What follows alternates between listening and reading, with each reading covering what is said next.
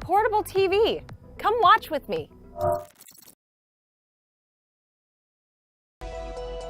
As officials from China and the U.S. agree to meet in Alaska next week, the war drums are beating louder as the U.S. plans to bolster its military presence in the Pacific, agitating China.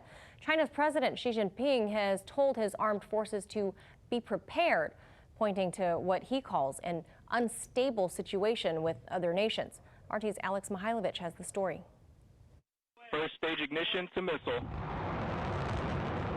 It's a request from the U.S. military that is aimed at China.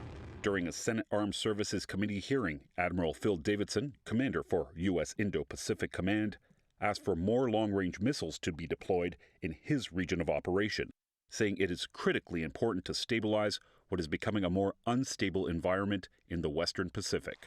With America increasingly active in Asia, China is not sitting by and waiting.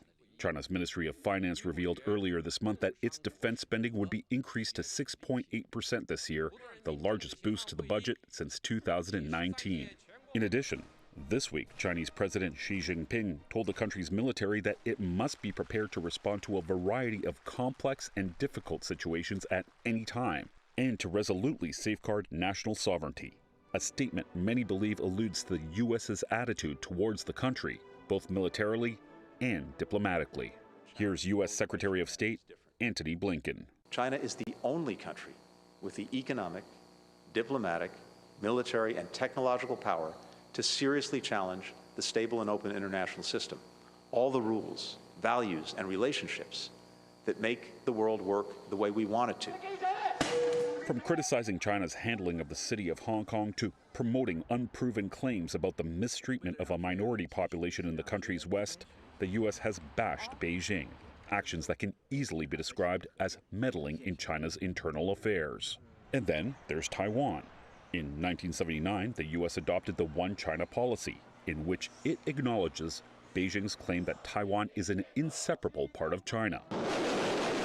However, the U.S. has unapologetically increased ties with Taiwan, continuing independent trade and bolstering weapon sales to the island.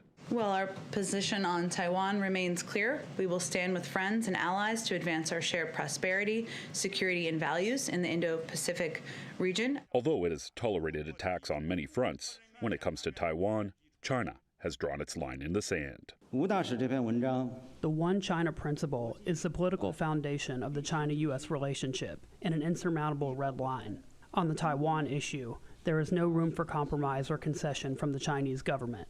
We would like to see a clear departure from the previous administration's dangerous practices of crossing the line and playing with fire. And we hope the Taiwan issue could be handled prudently and properly. Among other issues, there's also the South China Sea, resource-rich and highly traveled waters claimed by China and several other nations.